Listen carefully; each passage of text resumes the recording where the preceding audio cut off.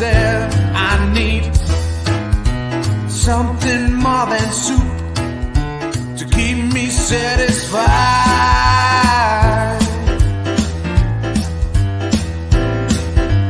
Give me food, that's what I want.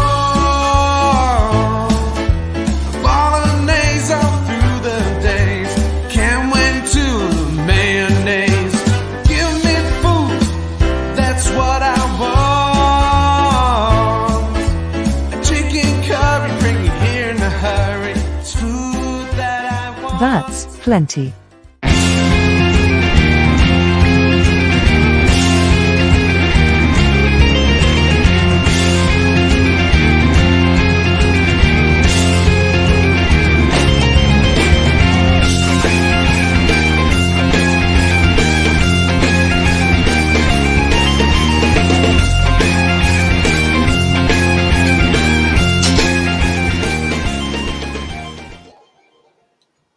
Well, hello, how are we doing? And welcome to Karin Kitchen Live.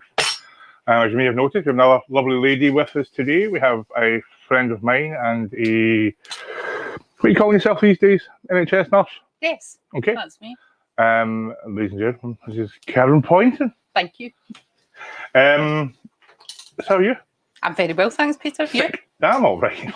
Still standing and sober before lunch. Every day's a win. How sick of COVID are you now?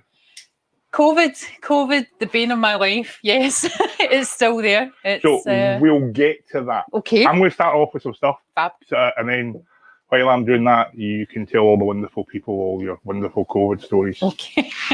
So we're going to do, the thing is, I mean, this is the next week's our season finale, because we fancy, of season 2. And for a guy who started doing barbecues, haven't actually done any barbecue food yet. So weather's getting a bit better. It's just slightly above freezing now. So I thought I'd do a couple of barbecue recipes that are not hamburgers and hot dogs, because if you're doing hamburgers and hot dogs, you obviously don't love your family. Or you're lazy. Do something nice. That's me.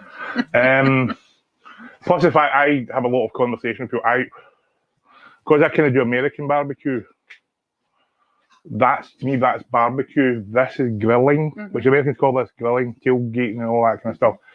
The Koreans call it barbecue, Chinese call it grilling. Anyway, so we're going to do 2 grill recipes.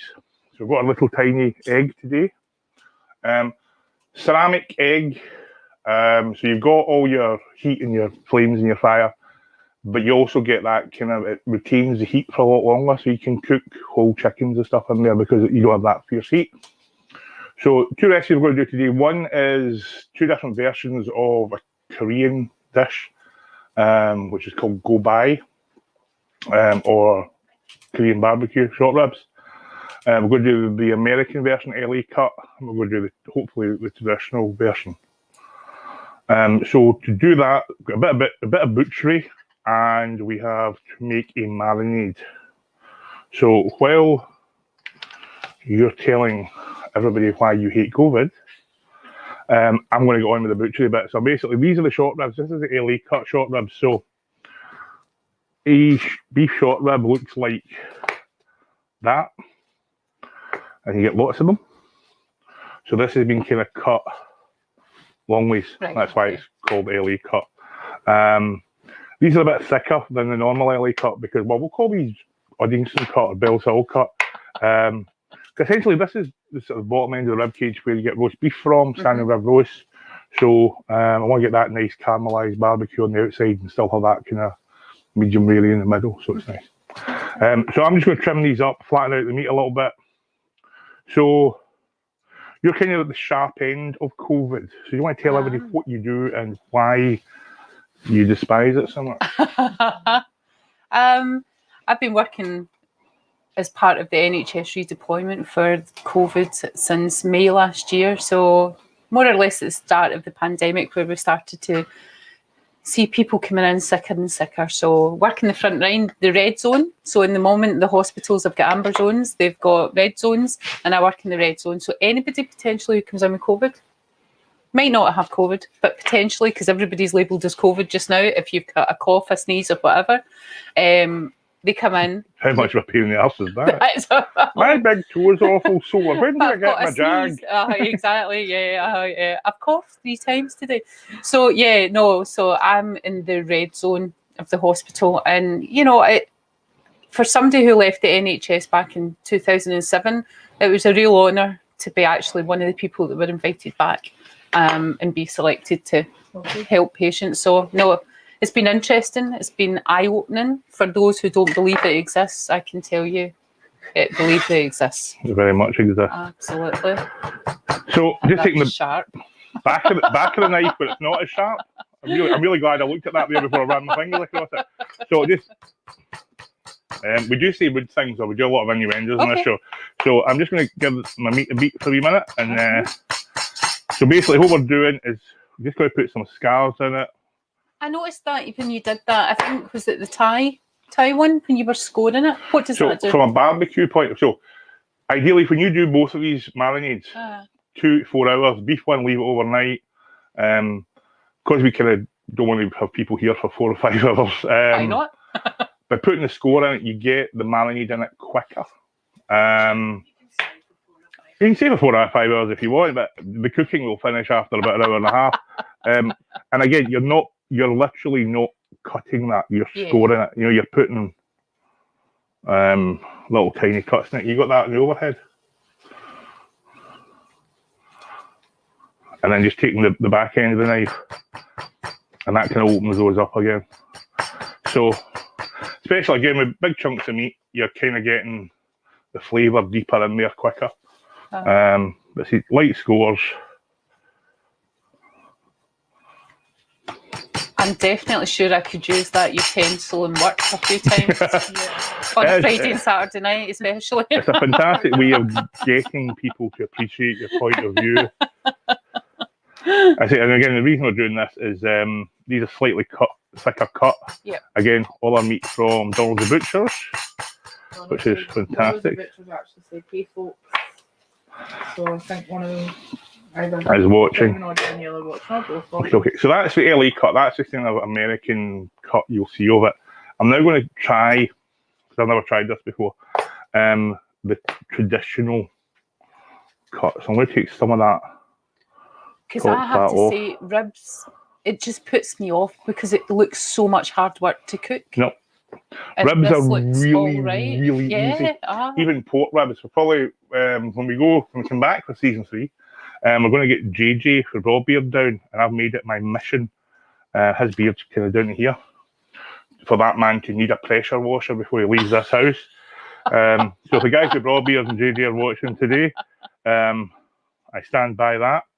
And I'm going to do, I've got an idea. I'm not going to tell you because it's going to be a surprise, but I've got a pork rib recipe that I'm going to try. And we'll maybe rename it Raw Bones. But ribs are really easy. Do the prep, put the rub on them, put them in a smoker or in your oven.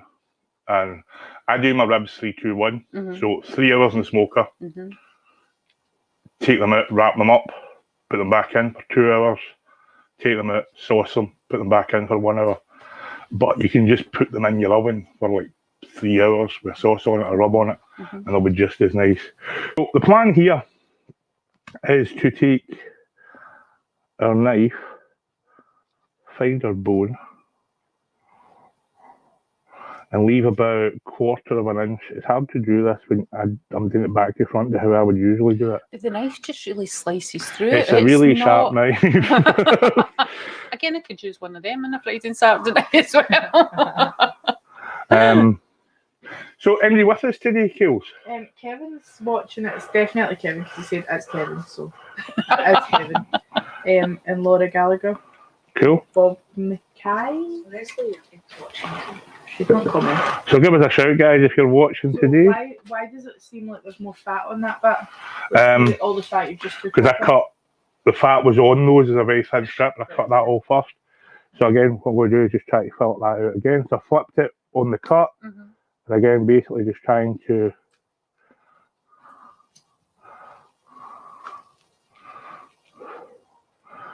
keep it open again.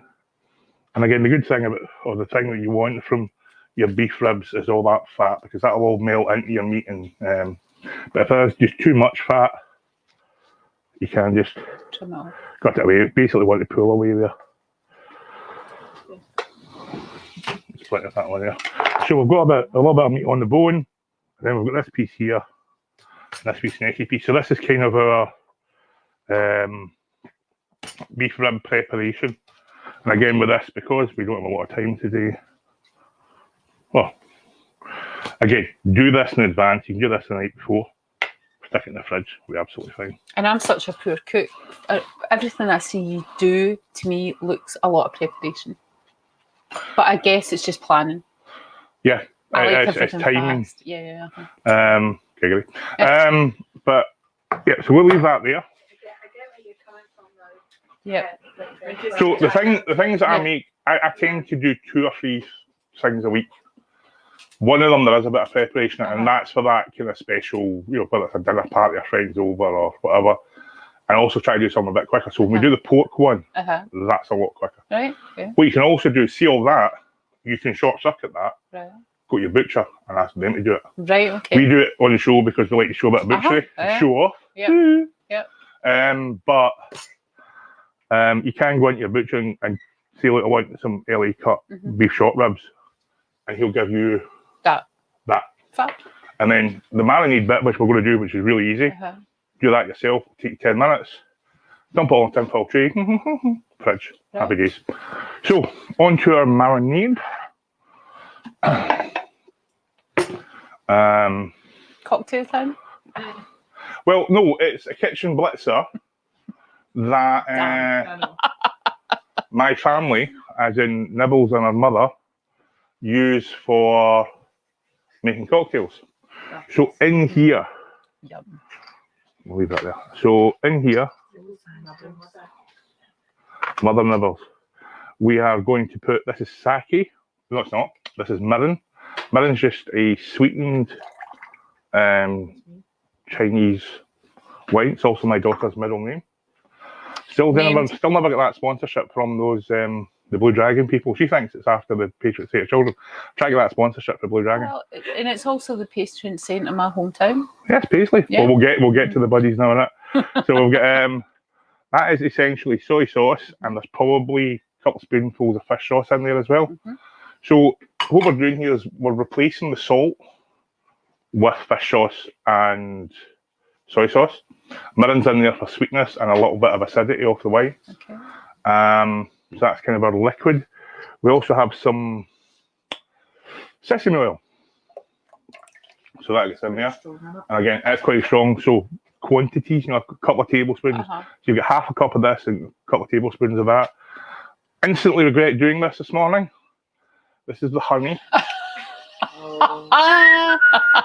Could be a while. While the nails. So again, honey, again for sweetness, but also you can use brown sugar if you don't have honey. And again, right now what we're talking about is soy sauce, honey, or soy sauce, sugar, and some wine. If you don't have mirin, you can use sherry.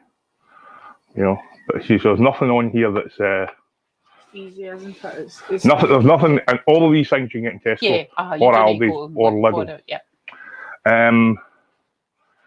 Squeezy garlic, squeezy ginger, equal amounts. And this is where it starts to get a little bit funky. If you've got 4 hours or overnight, you don't need this bit. If you have pretty much an hour, if you take a kiwi or some fresh pineapple, not tinned pineapple, and put it in a meat marinade, the enzymes and the acids in the kiwi or the pineapple will tenderize your meat. Really? Gregory, yes. Wow. What's Gregory? Giggity. Oh, Giggity. It's a Family Guy thing. That sorry. There's a character. Oh, is it? Whenever he says an innuendo, it's like so it's gone. Sorry. Somebody says something like Rude. Catching my meat, Ah, anything like that. Yeah. okay. Yeah, Or you just want okay. to grab a good hold of it and pull the end off it. You know, when you're talking about lettuce, yeah, it's Ah, that kind of thing. So that's why the kind of. just lost. Lost. So we also, just before you sat down, we lit our barbecue. We want our coals. If you can still see flames on your barbecue, don't cook on it. It's not ready. So that's where we're at. So what I'm going to do, I'm going to add one chili. Yep. I'm going to add some green onions and an apple to this. Wow. So you can tell us all about what you've been doing with the nice football boys. Do you want me to ask this question? Sorry, oh you go. Yep.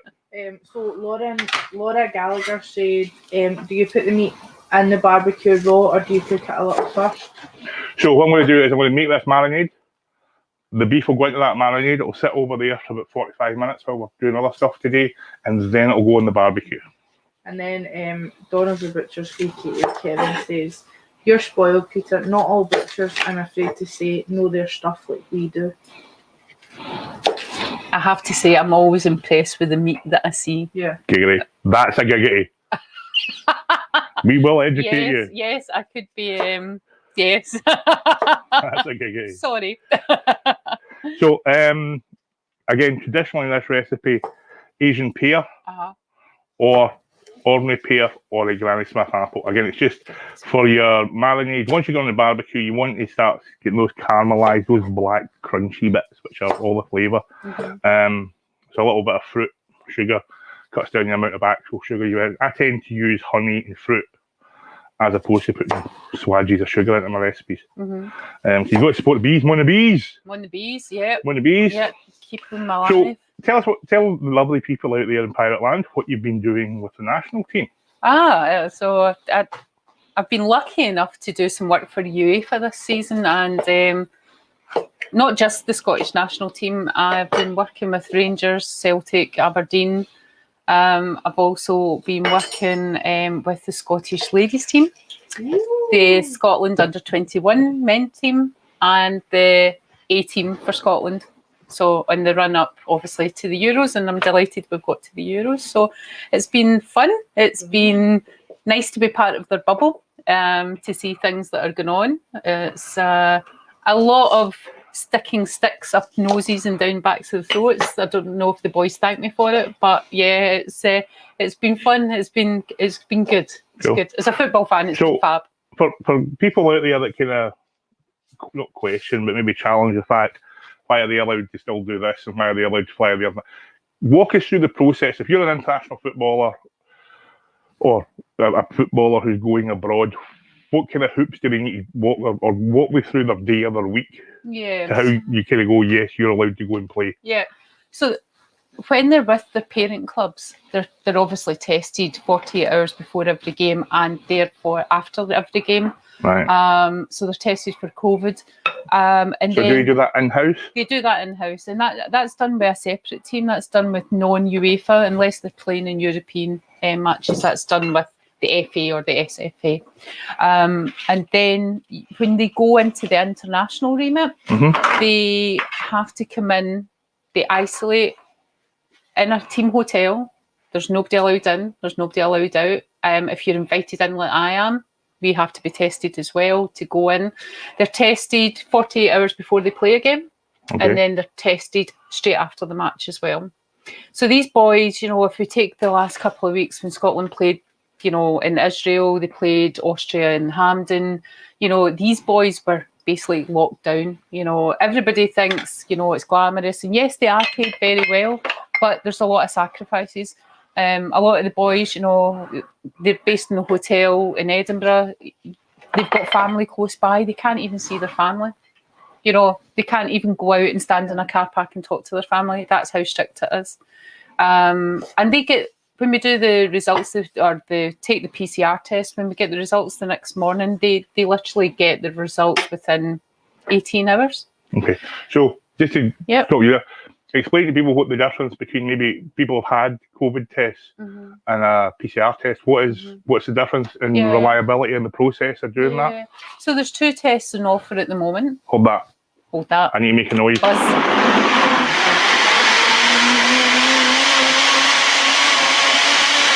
Just shout amongst yourselves. There we go. Sorry, I just wanted to get that done. That's the noisy bit. That's certainly not a daiquiri. Not a daiquiri.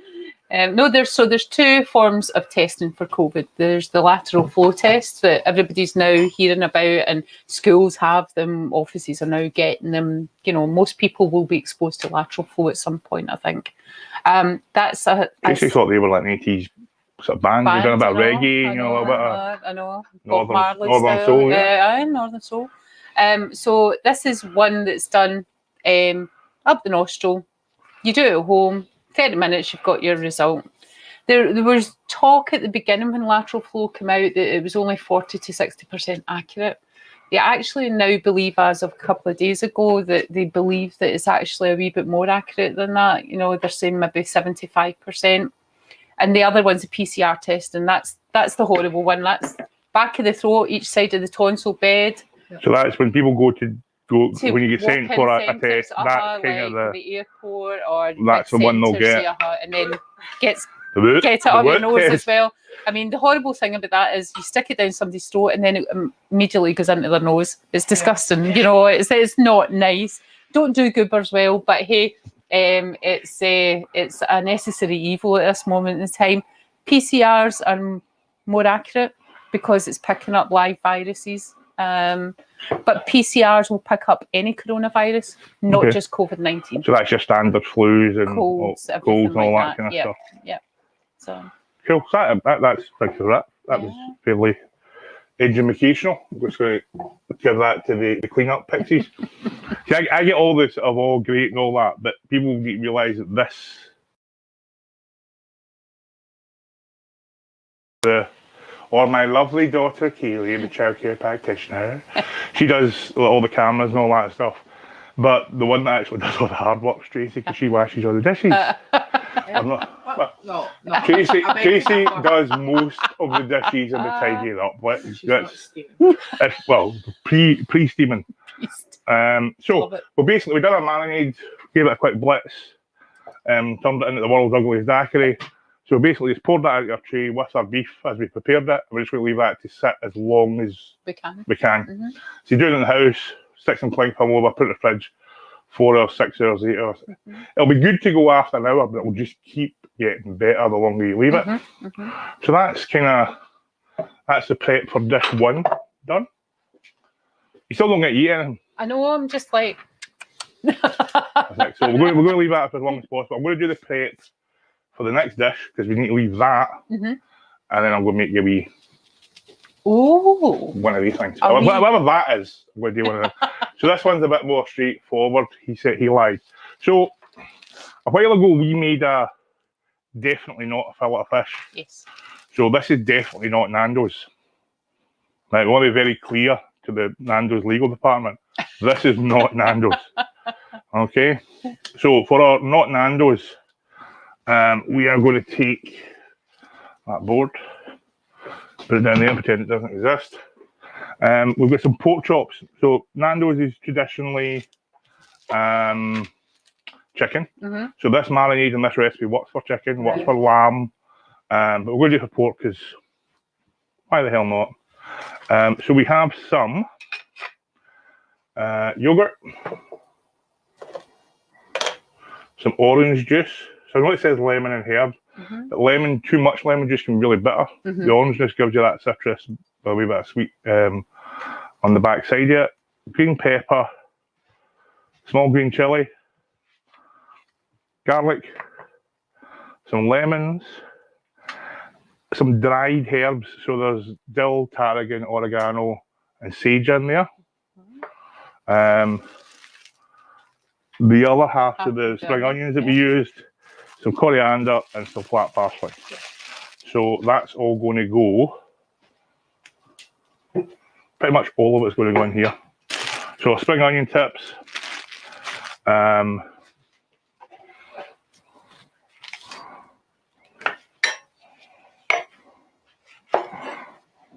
Seeds in or out? Whatever you fancy. I'll let you be the judge. Seeds in. Just because Tracy can't see me doing it, she hates chilli. She also hates coriander, so I want to get this in quick as well. we got dinner last night and we got lemon and herb flavouring, and she was like, I can't eat this. It's true. It was actually with mango and lime. So that's half a bag of definitely not coriander. No, we know that, darling. And parsley. Full bag of parsley. It's another thing I'm useless with is herbs. What herb, you know, do you use for anything? You know, Well, there's a fantastic cookbook out there called Pirate King Kitchen Live. I've heard about And at the front of that book is all your herbs and what they go with or what they work well with. So that's all in there. I don't know either. But they're good. So people say, "Oh, I like Italian food." And it gives you a little stack of these are your Italian herbs. So if you want, you make anything. Just use those herbs, put them all together, and it'll taste Italian. Or here's Mexican or Indian. But since you're going to be asked by my book, then you'll remain in the back in the dark about all that. So we've got all our herbs in. That might be my Christmas present I'm asking for. I've nearly sold out. Keep me a copy. Throw in our orange juice and our garlic.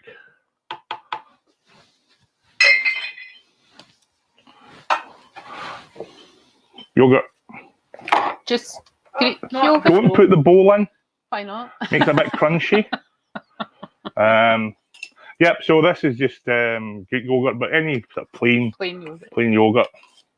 Again, yogurt's got enzymes and funky stuff in it that helps break down meat, works well as a marinade. We'll take our pepper. Which camera are we on? Big one. Big one. Overhead for this. So we are going to take the white stuff and the seeds out of this because obviously green peppers are not the same. Between the coloured peppers. Is Um, there a difference in taste? Is it sweetness? so the green ones are traditionally, the red ones are actually taste sweeter. The green ones, Peppers are peppers. I think peppers are the same as grapes. The longer they're on the vine, the only difference is the time they're allowed to mature. I'm sure some sort of pepper expert. Because when I'm making chili, I always put the orange ones in because it gives it that wee bit of sweetness as well. And I had read somewhere that the brighter the colour of the pepper. Certainly wasn't in my cookbook though, was it? It certainly wasn't in that Pirate King cookbook. No, you're right. You actually won a competition. I've got an oven glove to give you. I did. I mean, my wife said she would go and get them, but I said no, I'll get it, and I completely forgot about it. So It's actually a tea towel. Yeah. we've upgraded you. We've upgraded you to And I think I'm looking forward to that. I am. Pride of place in the kitchen. To this marinade, because we don't have a soy in there, we're going to put a good amount of Karin salt, or kosher salt as it's known everywhere else, And and a good amount of black pepper. I've never heard of that saltpeter. Kosher What is salt. that? Yeah. Kosher salt is a naturally occurring sea. It's kind of like sea salt, Right. Okay. but Malden sea salt. Okay. As opposed to you get other salt which is chemically made or ionized salt. It's not particularly good for you. Too much of any salt's not good for you, but that has a better flavour. We'll have another conversation about salt in a little while. So you've got a little friend who hasn't been very well last couple of days, haven't you? I do. Little Poppy, my Oriental cat. She's not been great. Keep me on my toes, as they do. Well, we appreciate you being with us today because obviously you've got to look after your wee pal. So just put some lemon zest in there. I'm going to put some lemon juice. So lemon juice gives you lemon flavour and acidity. Lemon zest just kind of gives you the lemon flavour. So, but we want a little bit of the acidity, and we've got our yogurt in there, and we've got our orange juice. So we're going to make the bad noise again, and we'll start talking about something else. the vaccine. No, we're going to talk about the buddies, and then we'll go back to What? the buddies. Cookies. The buddies. Well, you'll find out in a minute when we talk about it. follow the programme format, please. Thank you very much.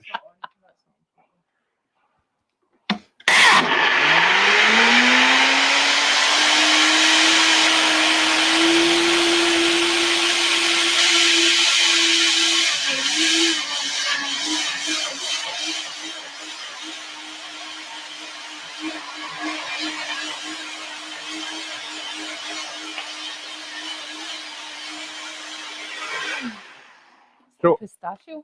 yes, that's right. Have you got the? Has there been any comments today? Any No, feedback no or stuff? more.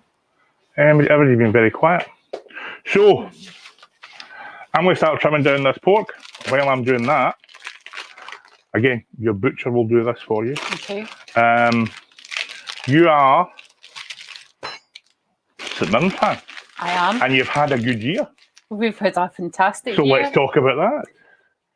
So yeah, I have been following St Mirren as long as I can remember. My grandparents lived back end of the old Love Street Stadium, so used to climb up the hill in the away end, sneak in over the wall, watch the buddies, much to the disappointment of my grandfather, who was a Rangers fan, my dad, who was a Celtic fan. So I came from a kind of mixed background, so I chose neutral zone and went with the buddies. And yeah, we've had a good season, just unlucky to miss out in the top 6 spot. The boys have played exceptionally well through to the quarterfinals of the Scottish Cup last night. Yeah. Absolutely delighted. Had the wee screen on at work. Don't tell NHS Scotland. Watching the I don't know if they're regular viewers, Karen. They I think might it was be. fine. You might be.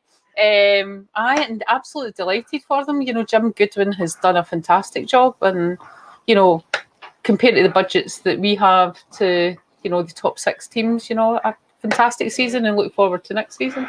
I went to school with a guy who played for St Mirren, and for a while, I don't know if he still is, he had the Guinness World Record or whatever it was for the fastest goal scored in the UK. A guy called John Butler. Yes, John he was Boozy kind of Butler. like a reddish-haired guy. Maybe dirty Yes, blonde, dirty ready? blonde, Yeah. yes, yes. Aye. I was No. in the 80s. Yes. Yep. Well, that's how Yep. old I am, Cam. Yeah. We You all don't just like need. it. Don't like it. Oh, I know you're trying to make up for the fact that you know what the fucking cookbook. So we'll just we'll move on from that, shall we?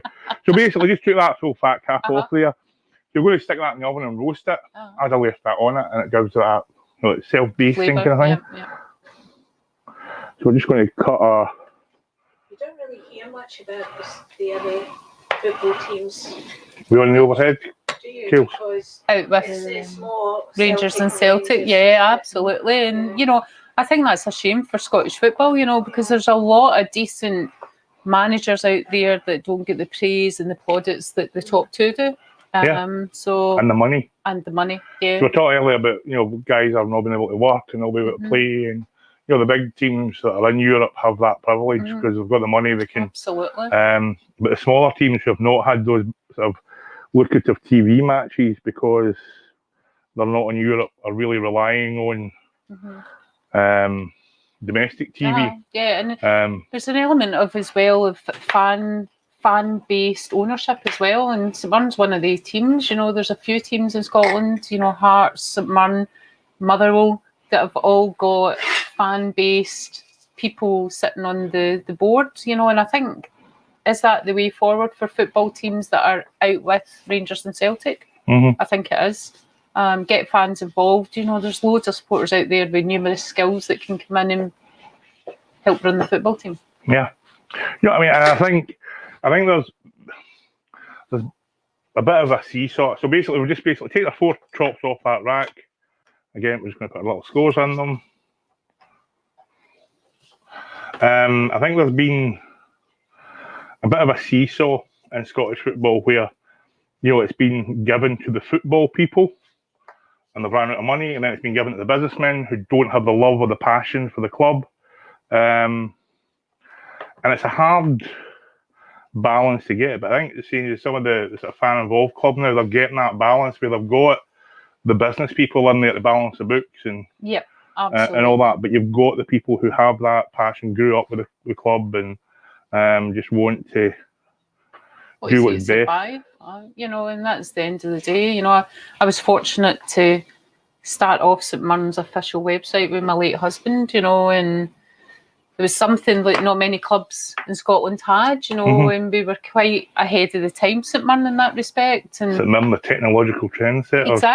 exactly. And, you know, Kenny was self-taught. You know, it was a big effort on top of your full-time job to do a full-time job. And it's passion, that thing. Yep. So we talked there briefly about Kenny. So unfortunately, Kenny's no longer with us. Yep. Which is very sad. We've had Kenny here at the house a couple of times. Great guy.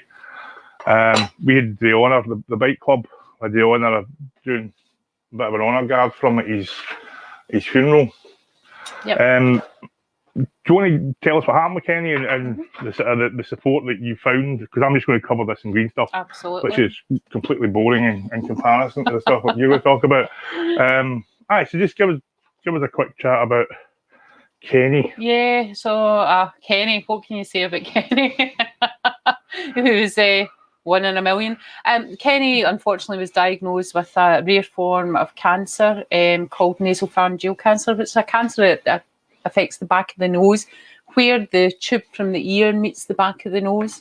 Yeah. That was in early 2016, and he 2016, and then, you know, he subsequently went through, you know, grueling, and, you know, I know most cancer treatments are grueling, but this especially, because there was chemo to the affected area, which obviously is close to the brainstem. It affects balance, it affects everything to do with your head. And then 6 weeks of radiotherapy, 5 days a week for 6 weeks. And that effectively just causes sunburn at the back of your throat, in your ears, everything. It's a horrible treatment.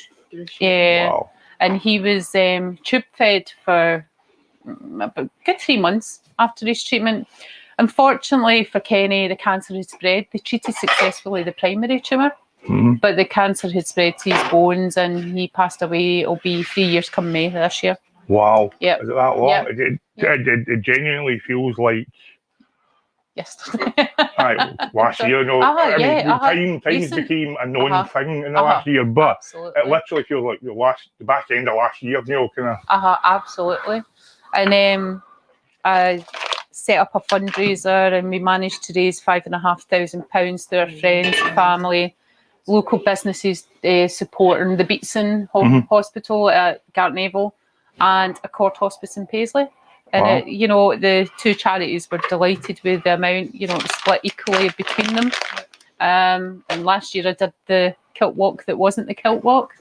And, you know, The couch COVID, walk. I know, exactly. That thing called COVID-19 again. So, like, the fundraisers keep going. I think, you know, these charities don't get a lot. Yeah. You know, and I think it's vitally important that we support them for, you know, patients, not just with cancer, it's life-limiting illnesses, you know, MS, things like that. You know, these things are so common now. So, for people that maybe not as au fait and familiar with the likes of the Beatson, what kind of support did you get for them, or you and Kenny get from them? The Beatson were phenomenal. They treated me as if, you know, as if I was one of their own. It was absolutely humbling. You know, they've got a space on the top floor of the Beatson, and that's a space for family and the patients to go. They've got a cinema room. They've got panoramic views over the West End. They make you tea, coffee, hot chocolates. Unfortunately, when Kenny first got his chemo, it was our wedding anniversary, and they came out with fizzy rose water, and gave me chocolates and everything like that. Do you know, it's just the personal touch. You know, and I couldn't have been, you know, in the last 2 weeks of Kenny's life, I lived at the Beatson, and they fed me, they watered me, anything that I needed, I got, toiletries, anything. I could not fault them. They were absolutely phenomenal. Fantastic job. So I know we spend a lot of time in this channel trying to get people to buy our stupid t-shirts and all that. If you've got a couple of quid today, go to the Beatson, put it on there, because you never know. It could be you or somebody you know or love tomorrow, next week, next month. Yep. Don't you realise the severity of like things like that until you've actually been in it, you know, been in that kind of situation where you need to deal with that. Absolutely, it's the impact. It completely you know, the patient who's going through the cancer journey is affected, absolutely, but the carers, nobody knows that. You know, you're trying to keep down a job and you're trying to keep things normal and positive and things like that, and sometimes you just need that escape, and that's what they provide. You know, you can go for reflexology, they'll blow dry your hair if you want. And then, you know, you've got other things in the ground in the beats and like the Maggie's Centre, they'll do like counselling, you know. And I did counselling actually at Accord Hospice pre-Kenny's death and post-Kenny's death. And I honestly think I might have went a wee bit crazy if it wasn't for these guys. So absolutely humbled by them. Yep. No, great. No, and it's nice to hear, not that you would ever hear anything negative, but to hear somebody talking so positively from, I suppose something like that everybody suffers, but from the non-medical sufferer, you know, you were getting as much support as maybe Kenny was. Yeah, and I think, you know, to have that, somebody looking after your positive well-being, you know, and, you know, yeah, it's all right to cry, yeah, it's all right to throw a tantrum. That is normal behaviour, you know, when you're taking that journey with that person. And to have that outlet was absolutely brilliant.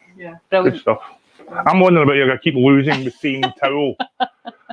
So while we're chatting away there, I didn't want to break your flow. Put a bit of a skillet on. Got a bit of heat in it. Put some cashew nuts. Tell me you don't have a nut allergy. No, I don't have a nut Fantastic, allergy. great news. Cashews. Too late. Yeah.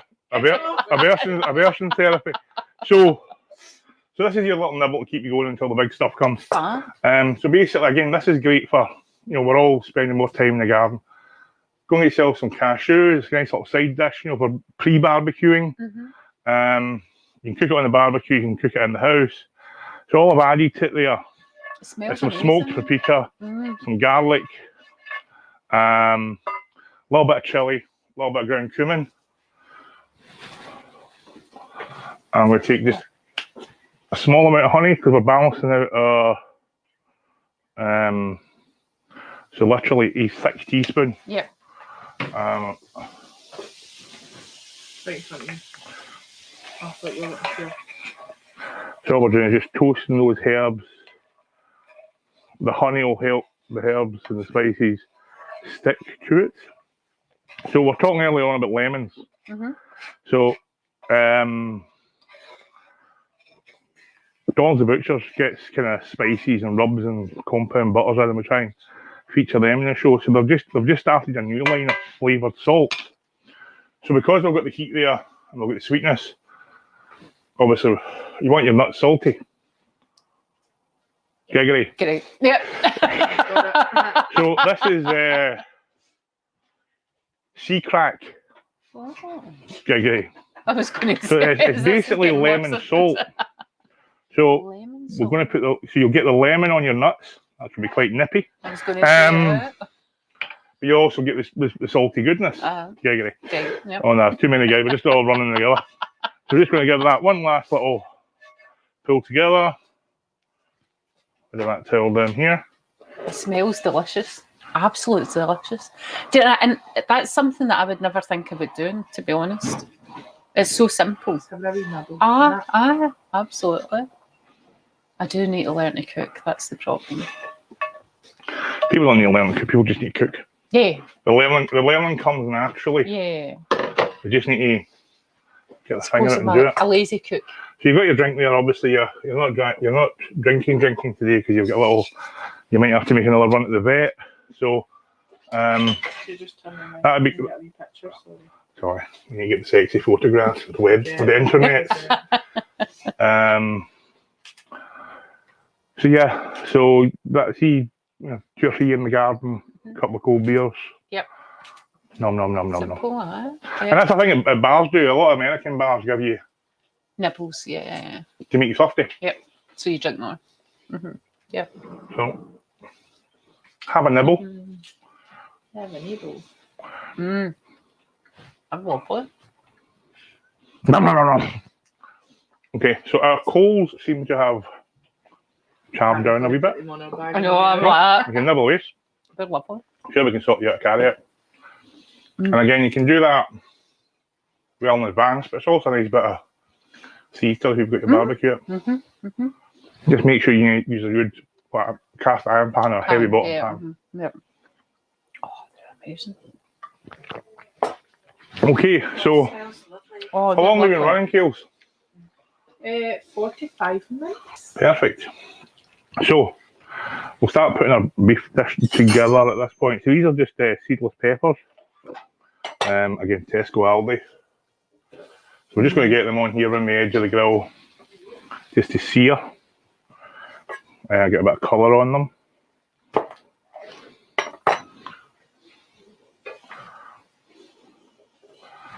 Shiitake mushrooms. Nice little chubby boys.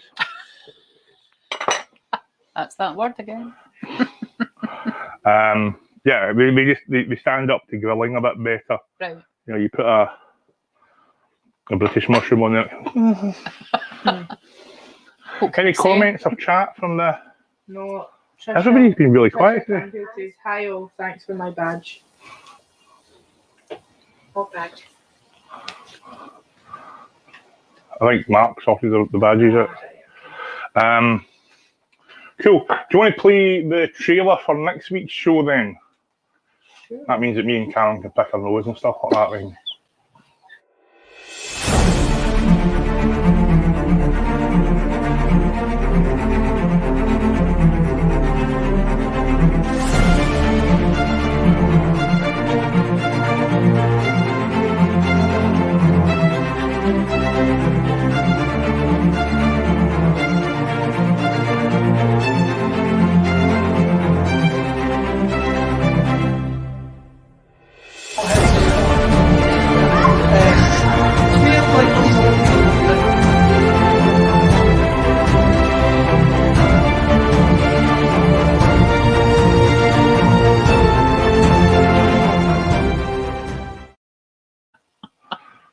There we go. So the production team there was harassing me because we hadn't covered all the subject matter. So she was politely invited to go fuck herself. Oh. So we are just putting some colour on our veggies. We're not cooking them all the way through. We want still a bit of crisp in them. So different vaccines. You happy now? Are you happy now? So me and Senior Vice President in charge of got the AstraZeneca. Nibbles got the Pfizer. You were getting all kinds of super soldier serum and all that. When you're heading to Marvel, you were getting all the test stuff, weren't you? Yeah, I was luckily selected to be part of one of the clinical trials for a COVID vaccine. Yeah. It's been good. It's been a positive journey. Well, yeah, I'm fine, thank you, Susan. I haven't grown a third head or anything like that. I just keep the second one behind me. But no, I had the Novavax vaccine, which should be the next vaccine to be approved by the MHRA. Yeah. Right. So there's been a bit of chat on Facebook because everybody's an expert now. Yep. You know, because COVID experts. All Karens are. Somebody's neighbours, brother-in-law's cousins, workmates, daughter's boyfriend's mother was a doctor's receptionist in 1973, and they said that you're getting injected with chips for 5G cell reception and all that. So let's run through some of the bollocks we've both heard about this. So the injections, when we say they're released for use, they're not approved. They're not fully approved as normal pharmaceuticals are. Correct. But they've been given special emergency use. Yep. So can you give us a wee synopsis of what that means? So when a vaccine comes to be bought by healthcare providers, it's given full release, which means that the public will have it. Say the flu vaccine, for example, that's public release vaccine. This is still an experimental vaccine. They all are, but they're used in an emergency situation, which this is a global pandemic. Yeah. But they're still rigorously tested Absolutely. and rigorously checked. Absolutely. So these trials have more people in them, accelerated testing, follow up, every 3 months, and yeah, there's not anything safety-wise that Yeah. people should be worried about. If anything, these trials have been more stricter run, and tighter run because this is an emergency Because use of what it vaccine. is. Yeah, absolutely. Yeah. So obviously, with our previous life, and we both worked in the same company, we were a lot of the fenestrated and the custom graphs were made under special usage Yeah. permissions. So we're familiar with that process. So when I saw it at that, it was a case of, well, best of luck to them because that's a bugger to get through. Yeah. But you obviously feel, it's not fully approved. You go, see, what you're doing is you're taking a truth and you're bending it to fit an agenda. Now, what I also would like to see at this point, you need to separate our government's response to COVID to the medical response to COVID. So the medical response to COVID, or the creation of the vaccine, the testing, the getting it out there, the inoculations and all that, I think has been fantastic. Absolutely. Other side of the coin, not so fucking much. So what are your personal frustrations with lockdown and not being able to go outside and having to wear green socks on a Tuesday and all that kind of... What do you agree with and what do you disagree with? What's kind of... You can say, well, I see the point in that, or that's a nonsense. I think this pandemic, there's an element of you're damned if you do and damned if you don't. Yeah. Because nobody in our lifetime has ever been through anything like this before. It was trial and error. Mm-hmm. And unfortunately, there's been a lot of errors made. I think we should have went into lockdown earlier. I think we should have, literally shut shop. Absolutely. Yeah. And we may, and, again, ifs, buts and maybes, because nobody's been through it before, we may have been out of this a little bit earlier. Yeah. However, we live in a devolved nation. We don't have a lot of powers without getting into the political side of things. Oh, let's not. No, well, it's not. Do that for a lovely. Things like border control, for example. You're still getting people travelling. I just wish that Scotland had locked down completely. Mm-hmm. I wish the UK had done that. No offence to my English, Welsh, and Northern Ireland friends as well. I just wish it'd been done as an island nation. Yeah. If you look at somewhere like New Zealand, who have done it fantastically, Australia, but they've got very strict quarantine rules, what you can do, what you can't do anyway. But I just wish we had followed a model like that. I think I was it was the coming out of it and then going back in. Yeah. I think kind of just... Yeah, Christmas broke me. Yeah. Definitely. Christmas broke me. And I think, living on your own, and you've got... Yeah, it was a challenge. And I have to say, if it wasn't for my work, I really don't know what I would have done mentally. Yeah. That was hard going. Furlough though, innit? If you were put on furlough, you how would you spend your time and what would you do if there isn't anything Absolutely. to do? Absolutely. I'm lucky I've got a garden I can sit in. There's people stuck in flats that don't have that. They've got kids. It's just brutal. If it wasn't for this, every Saturday I would have killed people. I'd have been out in the streets snapping people's necks. Absolutely. And I think the frustration is of people that you see flaunting the rules while you're sitting not seeing your family, not seeing friends. That just about killed me, I have to say. But we're getting there. Got to be positive now. Great vaccination programme. I think the Scottish Government have done exceptionally well in a very difficult circumstance to get us vaccinated as quick as we have. So, well done. Have you, I'm guessing you've had your vaccinations? I have. Part of the clinical trial, I was given the Novavax vaccine. Okay. So any side effects? Absolutely none, apart from a sore arm. Any second bum cheek we should know? A third bum cheek we should know about? No middle high or anything like that. No, I won't even go there. No, I was going to say, I know. But no, absolutely nothing. In fact, I probably had less than what I'd suffered with the flu vaccine. So that's my experience of it. Of course, Okay. this vaccine isn't out yet, is it? So No, it'll No. be out. We got all the shite. No, they got good.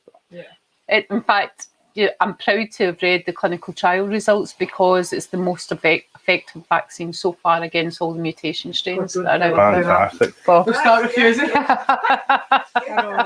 it is, you know, and these vaccines will evolve. You know, this is not what they're going to be. These vaccines at the end of the year will probably have changed as well. Because So we'll just try to interrupt you. I'm you're just so as we're sealing this, giving it some heat, putting some colour on it, taking it back out, dipping it back in. That's a very Asian way of barbecuing. They call the marinades like a tari. If you go to like a yakitori bar or any sort of Japanese sort of street food type thing, they're continually stuff on the fire, dipping it back in the sauce, and that's where you get that sort of glossy finish to it. okay. So what we're going to do is we're basically cook these at 70% of the way. We put them into the oven so we can get the pork chops on as well. But just while we're doing this, I was just explaining why I'm dipping it back in the juice. Absolutely. So there you go, back to where you were. Yeah, so no, as I say, no side effects. I've been extremely well looked after as part of the clinical trial. You know, thorough examinations every 3 months from head to toe. They ask about everything. And that's how you know that these vaccines have followed the true process because of the safety aspect of the clinical trial subjects like me. You know. So, see, when you do a clinical trial and you've got a full-time job, how does it interfere with your job? No, to be fair, you know, the employers have been really, really good. And, you know, I think they realise, you know, hopefully it's for the good of the rest of the population. And it's in their benefit to support you. So I've had no issues getting time off to go or anything like that. These, you know, the first couple of appointments are 2 hours long, but then as your follow-up goes, it's half an hour that you spend with the doctor. So no, It's not a heavy amount of time. no, most of it is draining all my blood, you know, and I'm just like, can you stop that? But it's actually only about 20 mils of blood that they take. And it gets sent to America. It gets sent to labs in America for analysis of all the different changes in the blood, you know, constitution of the vaccine. So it's monitored over a full year. And it'll see if the vaccine levels peak and then how far they drop and things like that. So So this is maybe the side of that emergency usage that your normal Joe in the high street doesn't see. They just say, oh, it's been rushed through. Whereas there is extreme levels of testing and long-term follow-up to make sure that everybody's safe. Absolutely. You know, that's, you know, I will finish my trial in September, but there may be another trial backed onto that I can sign up for long-term, you know, monitoring my blood or something like that. So, no, it's interesting. And I'm very, again, humbled to have had a vaccine so early on. Definitely. Cool. Yeah. So again, just repeating the process. Have you got the overhead on that? Have you been swapping cameras today? Have I got all these cameras? I have actually been. I'm so interested in what Karen's saying that I'm zoning out. Okay. Focused. First time I've actually got all 4 cameras working and I've been on one of them. No, we haven't. I'm kidding. How's the sound been on the Babish today? Nobody said anything about Okay. it not. Has anybody said anything about anything ever? No. Okay. So quiet. Thank God we're wrapping this up next week. I think everybody's very interested in. Cool. If anybody has any questions about the clinical trial and all that, by all means, drop them in the comments and I'd be quite Kaylee will pick up on them. A trial. A trial to see. Can't I drink on it though? Oh, never mind then. You can. He's lying. So if you've already had a vaccine, though, can you still trial Another one. No. another? No, So no. it's basically You're one and done. First stage, Yep. you've Yeah. got to, But they may, water. you know, for you guys, AstraZeneca may pull out a trial, right. you know, for something. So Pfizer as well, they may pull out another trial, just like Novavax might. So you may have an opportunity. And if you do, I'm going to plug gov.uk. That's where you find out all the clinical trials that are going on. Go on and see if you can help out. Right, see what you can do to assist. Absolutely. So So we're just doing another style go by, and then we'll get the pork chops on. Fab. We get anything you want to produce? Or No, I'm fine. Thank you, Peter. Thank you. No, I mean that's informative because you get a lot of people perhaps not aware of the process, and if I have one criticism, it's about the transparency of how it's all worked. Mm-hmm. You know, because it's we were told for years and years that vaccines take this long to thing, and medicines take years and years, and that's why they cost so much. And then, you know, in this unique situation, it kind of not appeared overnight. Yeah. But And you know, you've got to look at how much money the governments have actually thrown at these vaccine developments, and it just makes you wonder if they can do it for one vaccine and one kind of illness, what they can do for other. We were talking about this. I was listening to a podcast last week, and it was basically somebody saying that sort of back in the 80s and 90s, when HIV and AIDS was such a huge issue across the world, that why it took so long, you know, because the infection rates and the mortality rates were, when you do the statistics of it, were worse than COVID, but there was no real appetite to throw that resource, throw that money at it. And there was the question was asked, well, if we could do it now, why couldn't we do it then? And how many lives could have been saved or improved?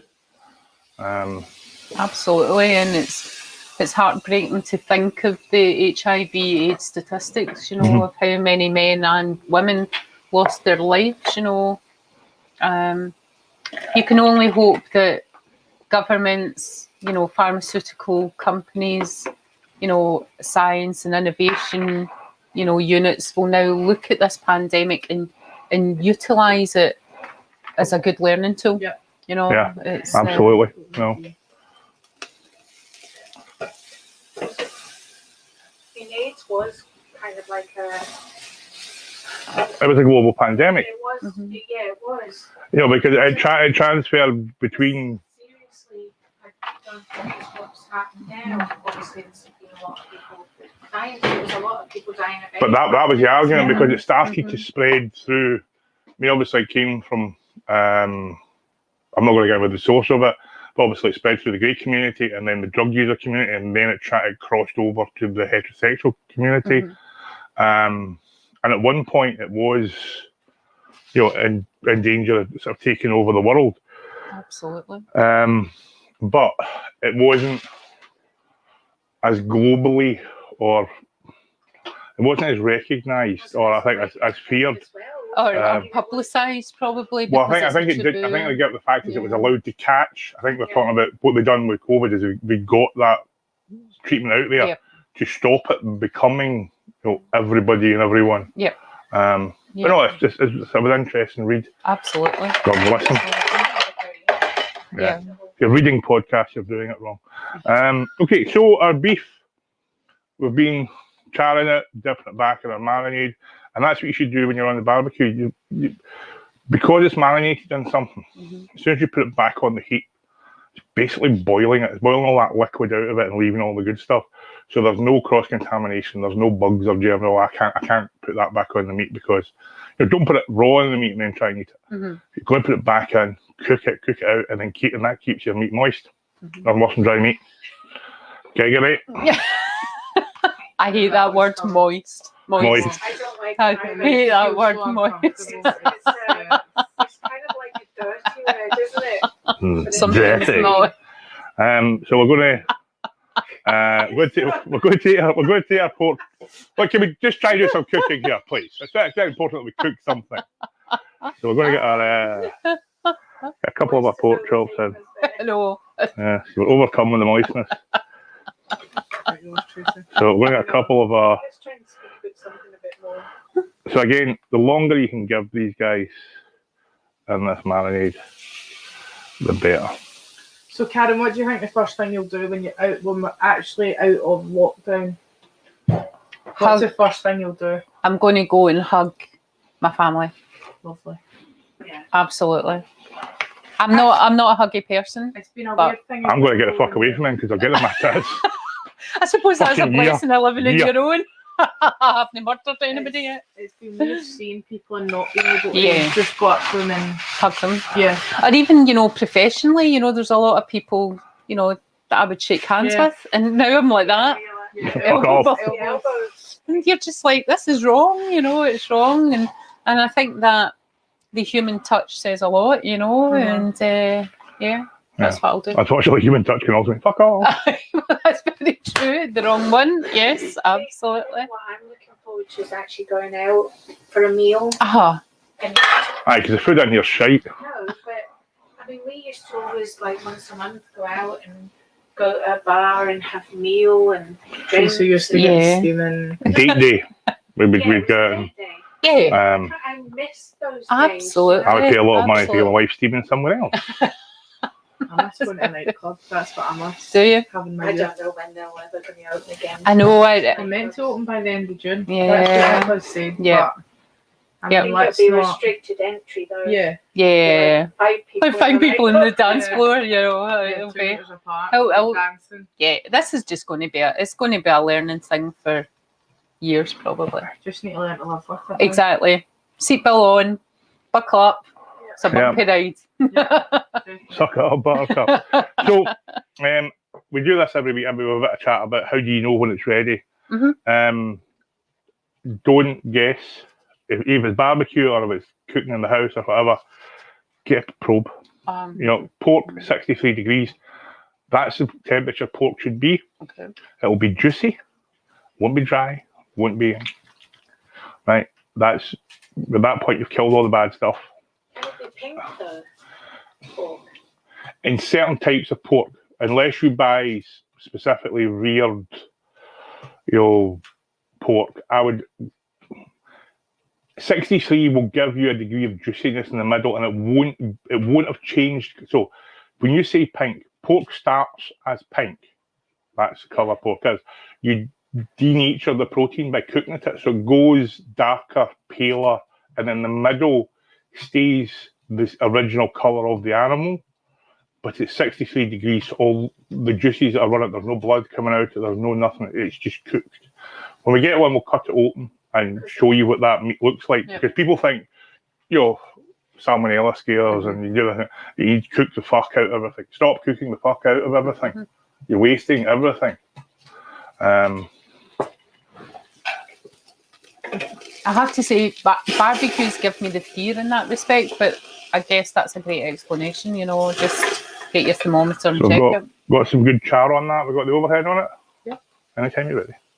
So right now, and always check in the middle of the food. Yeah. People will push the probe all the way through, so it's in the fire and go, "Oh, that's ready." No, it's not. You're just an idiot. Push it into the middle of the food. Your steak, your chicken, whatever. If you're cooking a chicken, cook it into the thigh because that's where it's closest to the bone. It's the hardest for the heat to get to. Right, okay. So put it in there, the thick part of the thigh or the drumstick. So I'm just going to stick that in there. Can you see that on the? No, it's too bright. Too bright. So that's sitting about 25 degrees at the moment. So what does that need to be up to? So that needs to be up to 63. So what we'll do is we'll take it till about 58, 60. Because the heat will continue to cook it through. That's how you don't. Because a lot of people again will get probes and go, "That needs to be at 60 degrees," and they'll cook it to 60 degrees, take it to the plate, and go, "That's awfully dry." What's actually happened? It jumped between 5 and 10 degrees after. That's where you see about letting meat rest. Pull it off, let it rest. Giggly. And then it'll come up to the temperature it needs to be at. And then you imagine you go into a hot bath. First thing you do in a hot bath, oh, geez, oh. Right, but once you've been in there, you kind of go, "Oh, that's actually quite nice." But that's what meat and fish do when you cook them. You put them into roasting hot ovens, and then you wonder why they're not particularly happy. And again, as far as flame ups in your barbecue go, move your food about. Don't be afraid to move things about. Also, get a hairdresser scoosher. Put some water in it. If you got a flare up, don't remember go, "Oh my fucking God, everything's burning, it's all fuck." No. Water, fire. They don't like each other. Yeah. Very smoky. Yeah, it's barbecue. It's summer. Nearly. Yay. Nearly summer. So that's another 5 minutes, so let's, our temperature experiment. Put it back in. So that's sitting at 32 now. So the heat is travelling into the middle. Some good colour on that. I know. Good colour. So what we're going to do in about 2 minutes is I'm going to take them out and I'm going to re-dip them. So you've got that caramelised flavour, but you want some of that fresh herb flavour as well. So that's it. And then we'll have a wee look at our beef, bring it out, let it rest, and we'll start plating up. And then while this is resting, you can Get a wee nibble. Get a nibble, I nibble. know. That's where she got her nickname from. So back into our marinade. So do you score them to let the marinade kind of go into? Yeah. Plus on the barbecue, it opens them up, and you get all the wee crunchy nice bits. Yeah. No, it surprises me because she watches the show live. I still don't cook. She still doesn't know. Well, she made frittata I cook this week. this week. You made frittata, and you assisted.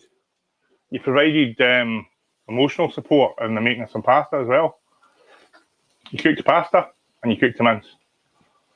Then professional stepped in and flavoured the mince. But she done well, considering she doesn't cook at all. Really? You don't cook, Tracy? Never. I don't. Really? There are dishes Never either. there are dishes that I cook. Mm-hmm. Like I make fish pie. I Uh-huh. love making fish pie. Once a And year. apparently it's very nice. And I make enchiladas Uh-huh. quite well. But Yep. that's it. Yep. And toast. And yeah, I'm a snacky. Uh-huh. I make really good snacks. Right. Our cheese on toast is absolutely incredible. I make good Right, sandwiches. that's at 48 degrees now, Right, so it just okay. shows you how that How's temperature it? Yeah. changes. I make good snacks. Yeah. How long have we been running? We have been running an hour and 12, just going on 13 minutes. Perfect. So we're doing good. Actually on schedule today. None of the cameras have fallen over yet. We don't have any fucking audience though, which is... Or have people said anything? Scared them away. No, nobody said anything. There is people watching though. Good. People It does watch smell and not amazing in here though. want to say much. I'll tell you one thing. My back is burning. I know, I was going with to the say, sun. I can feel I it. am roasting. Absolutely. I think my arm might be burnt. Perfect barbecue weather. If only we'd done a show. Oh, wait a minute. We did. So do you want to play the shop thing? We'll try and stir up some money to keep this shit on the air.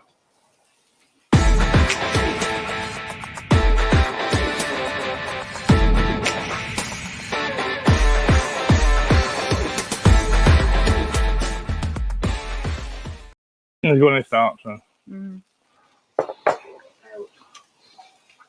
So, is there a favourite restaurant you're looking forward to going to when COVID's open? No? Oh, COVID allows us all to open. absolutely. I love Top La Bamba. Where's that? I'm useless on names in Glasgow. I think it's on St Vincent Street. It's near the Jumping Right, okay. Monkey. It's Mexican tapas and it's spicy. I That like shit it. happened. And it's got absolutely brilliant cocktails. Yeah. We'll maybe have to get a wee... I know, I love it. Oh. Yeah. well, an episode of Lassie. Timmy done a well with a cocktail. But Top La Bamba, Mexican tapas, absolutely nice food. Nice food. Yeah. Yep. See, we've got, we kind of like the Japanese kind of style. Obviously, Tracy just funny with everything really. But we go to Yokoso, which is down in Uddingston. All right. Um, Okay. Quite like that place, don't we? Nice. It's Nice. very nice. Yeah. Yeah, Let come through and try that. yeah. I like Japanese So food. maybe sort that out. Well, when Poppy's feeling a bit better and you're allowed to drink, come through and we'll go there for dinner. Absolutely. That looks amazing. I like Cafe Angela's as well. Yeah. Yeah. We used to go there for our Christmas Aye. night out, but Yeah. obviously we didn't get Yeah. to You go, didn't but get. Yeah. I do quite like that place too. And I do like a good curry as well. Or Yeah. do you? Done Yeah. a curry episode a couple of weeks ago. I saw that. I watched it on playback because I was working. So the joys of working in the NHS. Yeah. You come to work now, you never go home. I never go home. That's the way it feels, that's for sure. But yeah, I do like. Yeah. Yeah, kind of missed that out. Ah, Have you yeah. not done it? Yeah, it's just the whole everything about the social aspect of life has just changed for people, and Yeah. you do wonder, without kind of going dark, you know, you do wonder how people will cope after this. Yeah, I think everybody's concept of personal space will change. And let me tell you, there's people out there that don't know what the fuck personal space is. Absolutely, absolutely. Reaching over in the supermarket. Oh, don't get me started. The thing that gets me with supermarkets, right? People will sit, or they'll stand outside and they'll do their 2 metre thing and they'll have a little mask up and there'll be all kinds of, well, it's your family on the road, blah, blah, blah. And then we get inside and it's like fucking wacky races. They're all touching stuff and rubbing it on them and Picking things up, putting it down, picking it up, putting it down. Yeah, what's that? so that's a little gem lettuce. So the traditional way of kind of eating this is you cut wee bits of it up, put it in a lettuce leaf. So that's sanjang, which is a fermented chili and soybean chutney, which is very traditional. Crispy fried onions and some kimchi, which is a spiced cabbage. Love kimchi. I could get a spoon and just eat it. Yeah. Well, you've got a fork, don't be fucking greedy. I'm from Paisley. Lucky you've not got a sharp stick. An offensive weapon. So yeah, so we're just going to open up some of our leaves. You know, you're educated women. I'm quite sure you know how a leaf works.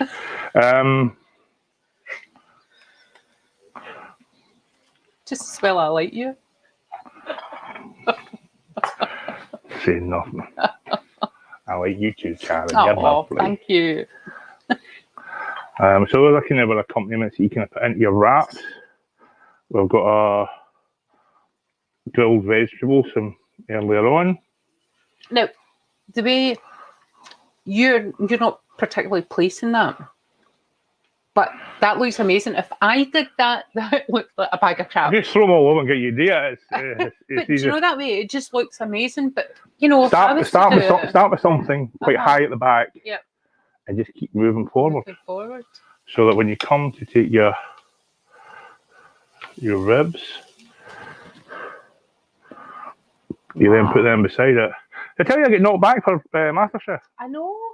In fact, I was telling a few folk in work last night. I don't know if any of them have tuned in. I think a couple of them were going to look at the page. And I was telling them that, you know, that you had applied for MasterChef and your cooking's amazing. Offer still there. Fucking dare you. MasterChef.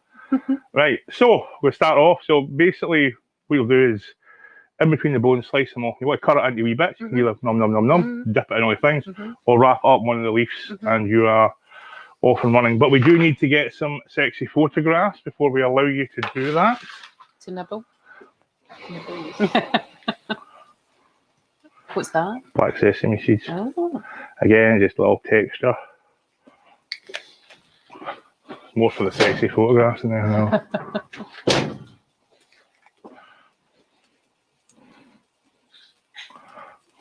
So white sesame seeds Good, doesn't it? and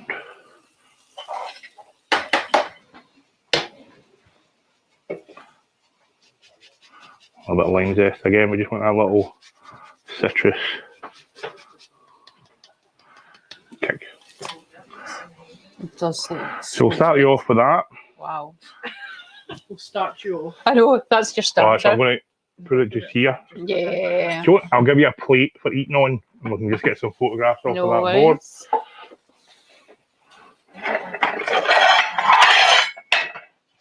That just looks delish, thank you.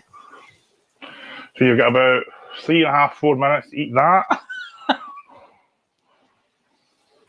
I'm almost kidding. So would you just cut that normally then? So you cut that between the ribs. Yeah, because I avoid ribs in a restaurant for that particular reason. So you cut that between the ribs, cut the little rib in, it's just a little chunk of steak. You cut a wee bit. Show me, yeah. Yeah. Because we're doing the photographs. I know, but Yeah. I'm saying she's I've a little never bit done it. frightened. Yeah, because I've never ate ribs because I just perceive it as messy food. Yeah. Do you know that way?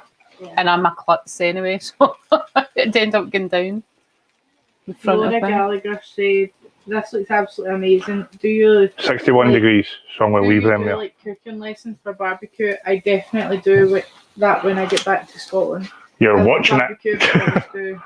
Yeah, well, the same. if there's enough interest, we could probably get 4 or 5 people down here and do some grilling and some barbecuing type tell. stuff. Yeah, absolutely. Or on the shop, you can actually commission me and I can do a one-to-one training live, and you'll also get a video of it that you'll have forever. So that's something that we're doing on the shop Oh, I need to have a look as at well. that. So, and it's not just barbecue. If you want, like, you've got say you've got a Thai. special birthday coming up and you want to make steak Diane, or Yeah.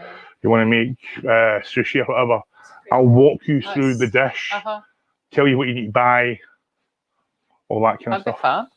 I'm up for Okay, that. so as far as these bad boys go, Get your number. you basically just take it, Uh-huh. bone, Right, yeah. bone, not bone, cut through there. Butter.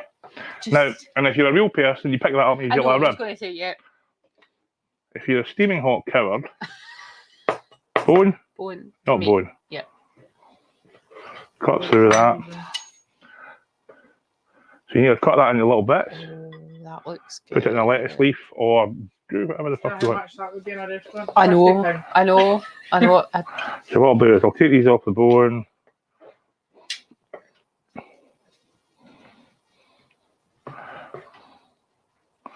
Look how easy it cuts. It's just. Some would say it was a cooking, Karen, No, I'm totally. or following the textbook recipe, Yeah, I'm totally. which will be available in the next Yes. book. You can know that one as well.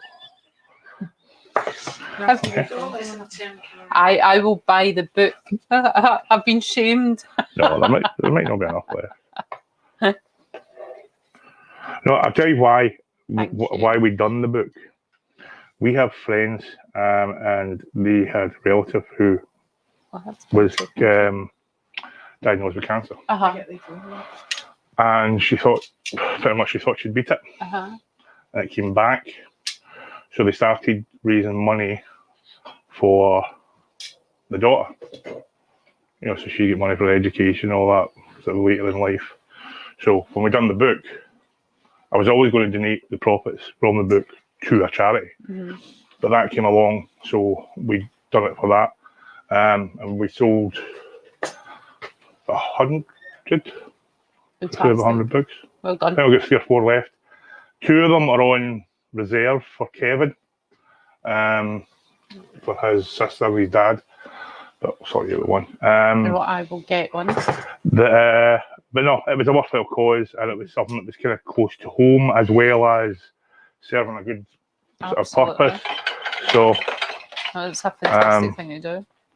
So we've done a decent amount with that. So we maybe do another one. If we can find something good to support, I'll maybe do another one, do a barbecue specific one, because that was kind of an introduction. It was like cooking 101, so it's all about your herbs, your spices, That's what how to, I mean, literally from how to boil an egg, how to make an omelette, how to make a basic white sauce, and then the second half is basically the recipes from the shows. And we'll Absolutely. maybe do that. So fire in with that, because the next one is going to come.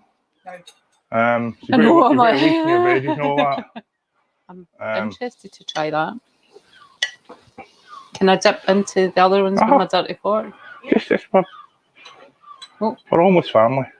No, that's true. We both get fucked over by the same person once, so I mean, That's we're true. good blood. That's, My wife's mastery of Japanese or Korean. Samyang, it's a fermented soya and chili chutney. It's an Asian Branson pickle. There we go. There's a point of reference. I think it'll be a bit more exotic than that. Yeah. never had that before either. So while you're eating away, I'm going to start plating up the I'm second dish. really looking forward to this.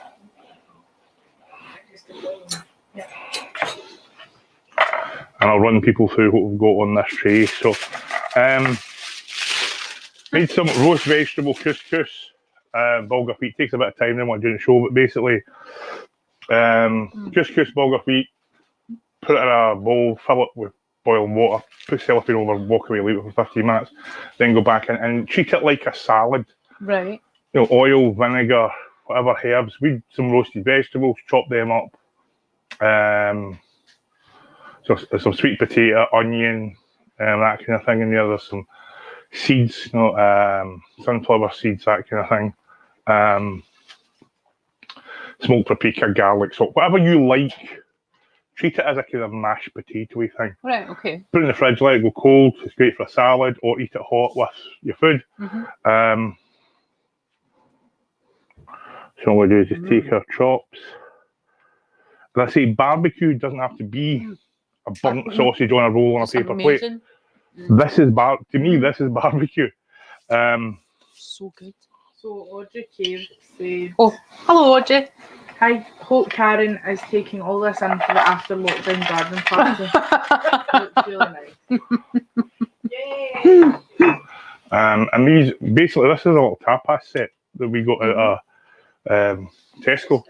You know, some mini mozzarella balls, some sunblush tomatoes, olives, some broad bean crisps. You know, you put that down. It's like you can cut that meat off the bone, cut it into slices. That'll do 4 people for a kind of a snack. I'm going to put something in there. I can't remember what it was. But A seriously, lemon. Kaylee, that would cost a fortune. That would cost a fortune in a restaurant.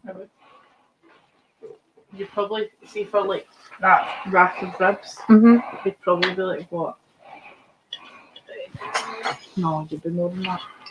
Right. So the one thing we are going to amazing. add to this is some more lemon salt. Again, essentially this was a lemon and herb. So a little bit of the lemon salt, just to dress our sides as well. A little bit on our butter beans.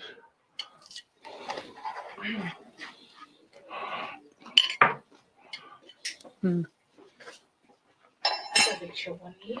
not actually sure what that third bowl was for. So I'm cutting my losses on it. Delicious. Do you like your meat kind of rare cooked? Do you? That's not rare. I think we go through this all the time, don't we? I will stick a fucking I'm thermometer in kinda that. I'm kind of like, I do like my meat on the rarer side. do you? Yeah. Yeah, but again, these are one of these things. You can leave it on the grill, leave it in the oven, finish it off. That's lovely. And it's. So how did you find it with the kimchi and the? Is that how's that bean paste? How are you finding that? Just to everything. I'm happy. I'm silent. Yep, good. It Good means stuff. everything's all right. Good stuff. So we put a lemon salt on here. We're just going to put some more lemon zest. Does it looks? Nibbles, you want to clear a space when you do the photographs? Well, I'm going to just move this one. God, that's heavy. Oh, gee Louise.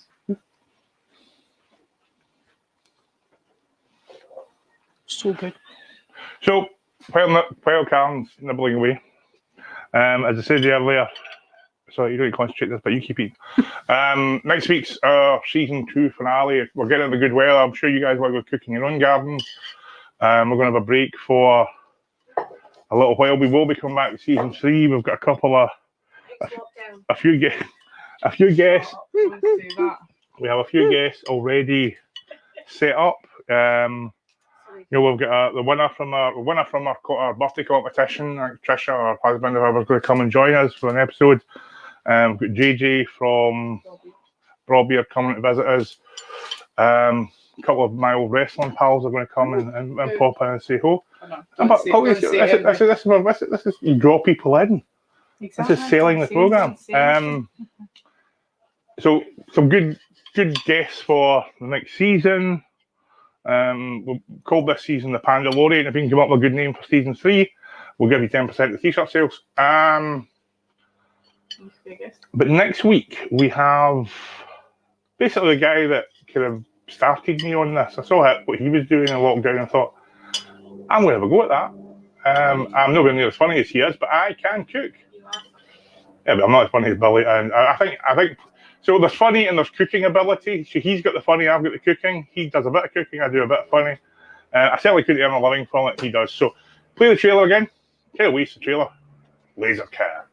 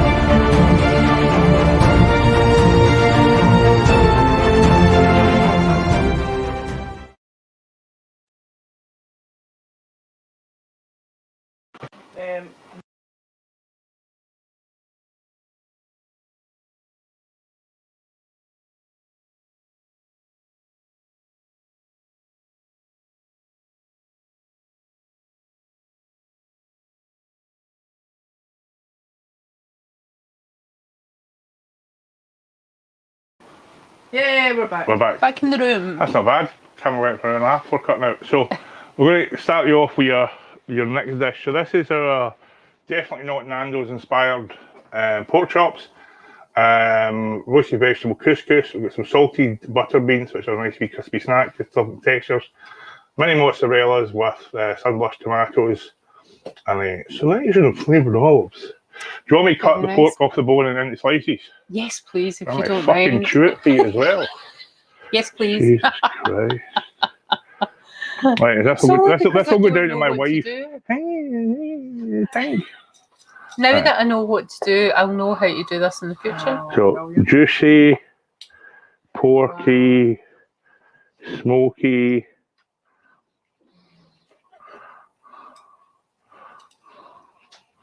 All that good stuff. Wow. I feel like one of the teppanyaki chefs. I know. Maybe that's what we should do. Teppanyaki. Right, so help yourselves to some of the Fab. accoutrement. Thank you. Did we get? I think we got photographs of that. Oh, yes. Good. And where we nibble that.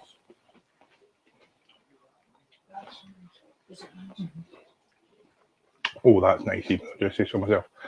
So, yeah. So next week is our finale. We'll probably do a couple of giveaways next week. So tune in for those of you who've. It's funny, Karin. The bone from your chop seems to have just evaporated. It disappeared. So it did. Just poof. Where did it go? Nibbles strikes again.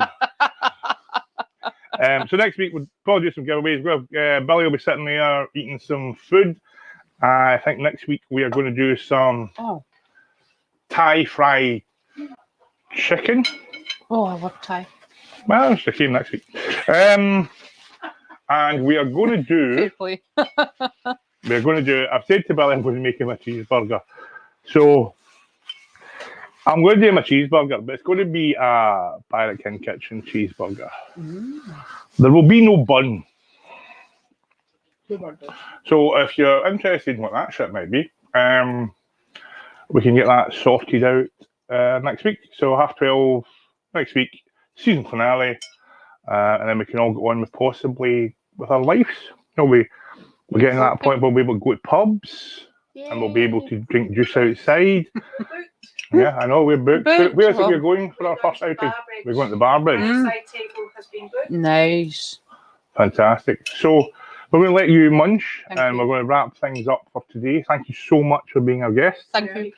Really informative from the COVID-19. Yep. I mean, I know I work in the medical device and pharma industry. People don't listen to me because I'm a chef. I cook on a Saturday. What do I know about it? So it's nice to get somebody to reaffirm that all the scaremongering that's going on.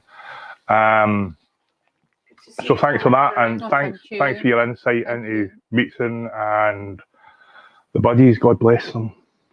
I've done so well. So proud of them this year. So, I am. We're back to being shite next year. Don't worry about it. That's true. But no, thank you very much. Again, for those of you who watched and didn't say a fucking word, thank you, I guess.